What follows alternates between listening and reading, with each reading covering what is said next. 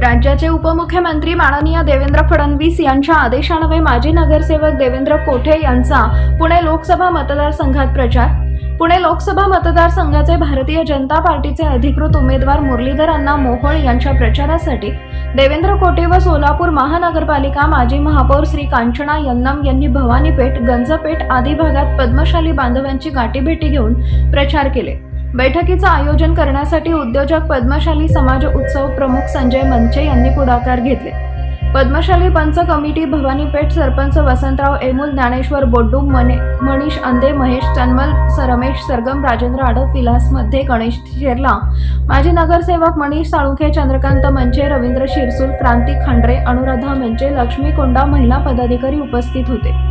पद्मशाली पंच कमिटी गंजपेठ येथे कंचीविडी उद्योग समूहाचे प्रमुख व सरपंच सोमनाथ शेठ कैंची, पंच कमिटीचे अध्यक्ष विनोद तुकाराम जालगी, सचिव मोहन व्यंकटेश येरवा, विश्वस्त उमाकांत बाळासाहेब दिड्डी, विश्वस्त रवींद्र सिद्धराम भंडारी, विश्वस्त तुळशीदास नामदेव काडगे, सतीश साका, अशोक बोगम, युवक संघटना माजी अध्यक्ष दिनेश लक्ष्मण दोमा, माजी विश्वस्त मुकुंदराव शिंगाराम, बद्रीनाथ जुन्नू, अशोक दुडम, सुनील जाना, सुहास मंचे उपस्थित होते। या प्रचारार्थ उद्योगपती श्रीनिवास चिलका, सोमनाथ इंदापुरे, सिद्धेश्वर कमटम, सूरज भैया चौहान,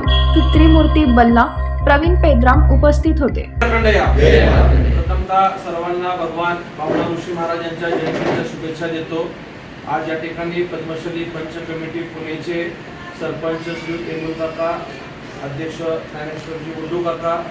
गणेशजी शेरला, मनीष भैया साळुंखे, महेशजी चन्मल, अंदेजी भैया, श्रीनिवासजी चिलका व आमचे जवळचे स्नेही व नातेवाईक श्री मंचांना व सोलापूर शहराच्या महापौर श्री कांचना यन्नम मॅडम, पुणे समाजात पद्मशाली समाजातील सर्व ज्येष्ठ मंडळी, व्यापारी, उद्योजक व माता भगिनी,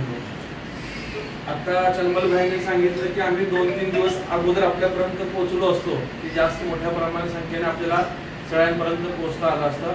परंतु काल दुपारी साधारणतः 12-12:30 दरम्यान राज्याचे उपमुख्यमंत्री देवेंद्र फडणवीस साहेबांचा मला फोन आला।